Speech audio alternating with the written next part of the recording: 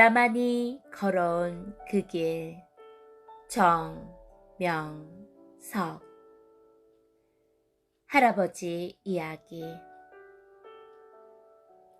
한 번은 할아버지가 아버지에게 조용히 숨죽여 가며 말할 것이 있다고 하시면서, 우리가 원래부터 지금의 이 달동네에 산 것이 아니라 나는 공주 반포면 석봉 계룡산 동학사 밑에 있는 마을에서 살았다. 흥선대원군 때는 그의 밑에서 일하면서 경복궁을 드나들며 한양에서 살았다 라는 말씀을 하셨다고 한다. 지금도 공주 근방에 가면 나이 많이 드신 분들이 우리 할아버지에 대한 이야기를 희미하게나마 들려주신다고 한다. 할아버지는 충청도 일대에서 상납하는 곡세를 거두어다가 한양으로 실어 가셨고, 이는 경복궁을 다시 지을 때 사용되었다고 한다. 그래서 할아버지는 고향이 공주였지만 생활을 거의 한양에서 하셨다고 했다. 또 당시 흥선대원군과 그의 며느리는 사이가 안 좋을 때라 할아버지가 선지자 엘리야같이 서로 토라진 마음을 돌이키도록 돕는 일도 하셨다고 한다. 그러다 고종의 총애를 받으면서 한때 땅도 하사받았는데 그 땅이 계룡산 지역이었다. 나중에 알고 보니 계룡산에는 조선 이후 세상을 다스릴 큰 인물 정도령이 나올 거라는 전설이 있었다.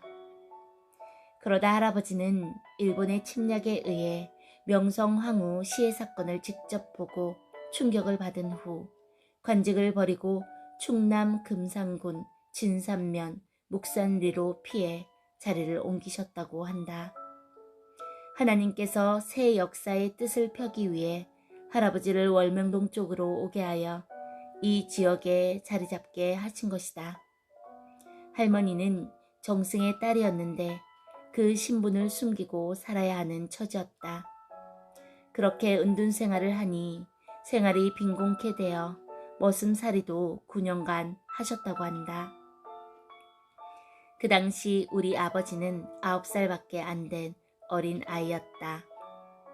일제 탄압 시대에는 궁에서 얼쩡거리던 사람이라면 다 끌려가서 족속이 멸망당하는 때라 할아버지는 할 수 없이 벙어리가 되어 살다시피 하다가 돌아가실 무렵 아버지에게 그 이야기를 털어놓으셨다고 한다.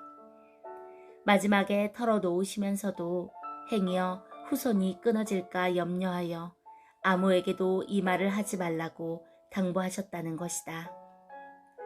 과거에 왕 살아 먹은 것이 뭐 그리 대단하냐고 생각해 그동안 자식들에게도 이야기를 안 하시다가 죽음을 앞두고서야 이 이야기 저 이야기를 털어놓게 되신 것이었다. 그때 할머니 가문도 과거의 흔적을 없애려고 정승 족보를 불에 태워버리고 후손들에게는 집에 불이 났을 때 족보가 불탄 것처럼 말했다는 것이다. 아무튼 오늘날 내가 이같이 민족적 세계적으로 생명구원의 일을 하게 되니 나의 할아버지 이야기가 큰 부분을 차지하게 되었다. 흔히 말하기를 할아버지의 피가 손자때에 흐른다고 한다. 그래서인지 나 역시 할아버지를 닮아 민족의 혼이 강한 것 같다. 아멘.